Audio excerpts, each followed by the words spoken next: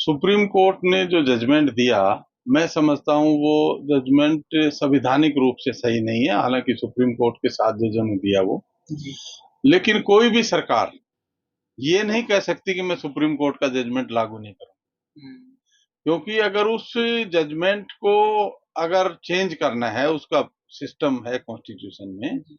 तो उसको चेंज करने के लिए उस प्रक्रिया के द्वारा जजमेंट को बदला जा सकता है।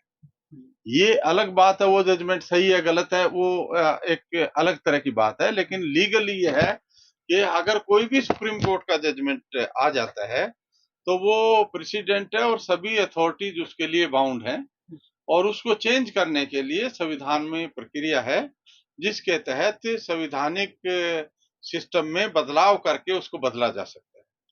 तो ये तो सिंपल उसका जवाब हुआ कि भाई वो सरकार ये कह रही है, हमें कुछ करने की जरूरत नहीं है। अगर सरकार कुछ नहीं करेगी तो वो जजमेंट लागू रहेगा, उसका मतलब सीधा सीधा ये है। जी। क्योंकि सरकार अगर जजमेंट से सहमत नहीं है तो सरकार को उसको क्लैरिफाई करना पड़ेगा, और उसको क्लैरिफिकेशन करने के लिए संविधान में अमेंडमेंट करना पड़ेगा। और जब तक वो संविधान में अमेंडमेंट नहीं होगा तब तक वो जजमेंट लागू रहेगा। और वो केवल, जैसे 7 जजों की जजमेंट है ये, तो सभी हाई कोर्ट उसको इम्प्लीमेंट करेंगे। और 7 से नीचे वाली जो बेंच होती हैं, 5 जज हैं, 3 जज हैं, 2 जज हैं, वो भी उसको इम्प्लीमेंट करेंगी। तो ऐसा कहना कि हम सुप्रीम कोर्ट के जजमेंट को लागू नहीं करेंगे, मुझे लगता सही नहीं है।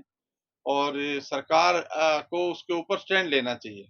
अगर सरकार ये चाहती है कि ये जजमेंट सही है तो वो कहे कि हम कुछ नहीं करेंगे इसमें। लेकिन अगर सरकार ये मानती है कि जजमेंट सही नहीं है, उस जजमेंट में कुछ कमी है, तो सरकार को कॉन्स्टिट्यूशनल मैकेनिज्म के तहत जो चेंजेज आना चाहिए वो चेंज करना चाहिए। तभी वो जजमेंट जो है उसके को निष्प्रभावी किया जा सकता है, नहीं तो वो जजमेंट लागू रहेगा। मतलब सर विधेयक लाना चाहिए सरकार को, अगर बाकी सरकार जो है, क्योंकि ऐसी मांग की जा रही है पॉलिटिकल लीडर्स के द्वारा भी। नहीं, केवल विधेयक से काम नहीं चलेगा, क्योंकि ये कॉन्स्टिट्यूशनल अमेंडमेंट का मामला होगा। क्योंकि ये जो इशू है ये कॉन्स्टिट्यूशन की इंटरप्रिटेशन करके कोर्ट ने दिया है। तो वो कॉन्स्टिट्यूशन के जो प्रोविजंस हैं, जब तक उनको क्लैरिफाई नहीं किया जाएगा कि जो कोर्ट समझता है वो सही नहीं है, और अनटचेबिलिटी बेसिस है और दूसरे जो क्राइटेरिया हैं उसके बेसिस पे, तभी उसमें कोई चेंज आ सकता है।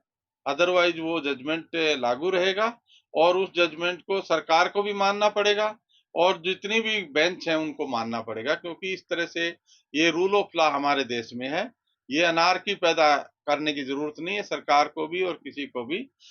ऐसा मैं पर्सनल तौर पे भी मानता हूँ कि जजमेंट में जो है क्लैरिफिकेशन की जरूरत है, और जजमेंट सही नहीं है हमारे हिसाब से। लेकिन अगर उस जजमेंट में लीगल पैरामीटर पे चेंजेस जो होने चाहिए कॉन्स्टिट्यूशनल सिस्टम में वो चेंज नहीं होंगे, तो वो जजमेंट प्रभावी ढंग से लागू होगा। सर आप खुद इस मामले में जुड़े हुए थे, जिस तरह से वर्गीकरण की बातें कही गई, क्या लगता है सर समाज का अभी जो है जो बातें कही जा रही है कि एक कास्ट या दो कास्ट जो है एससी की एसटी की वो ज्यादा रिजर्वेशन का लाभ उठा रही हैं और दूसरी जातियों को लाभ नहीं मिल रहा है, तो क्या सर ऐसी वास्तविक स्थिति है क्या? नहीं, मुझे लगता है कि इसके लिए कोई डाटा नहीं है। ये केवल जो भी ऐसी सिस्टम है, क्योंकि जो मीडिया है उसका जो कंट्रोल है वो हमारे लोगों के पास नहीं है। ना वो शेड्यूल कास्ट के पास है, ना शेड्यूल ट्राइब के पास है, ना बैकवर्ड क्लासेज के पास है। तो आज ही एक खबर है, हरियाणा में गौड़ ब्राह्मण होते हैं, गौड़ ब्राह्मण को ओबीसी में डालने की खबर है।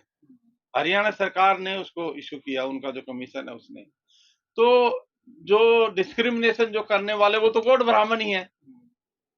तो उनको आप रिजर्वेशन दे रहे हो ओबीसी में, जो ओबीसी वाले उनका वर्गीकरण करके उनको पीछे धकेल रहे हो, उनको ए कैटेगरी में मिल रहा है।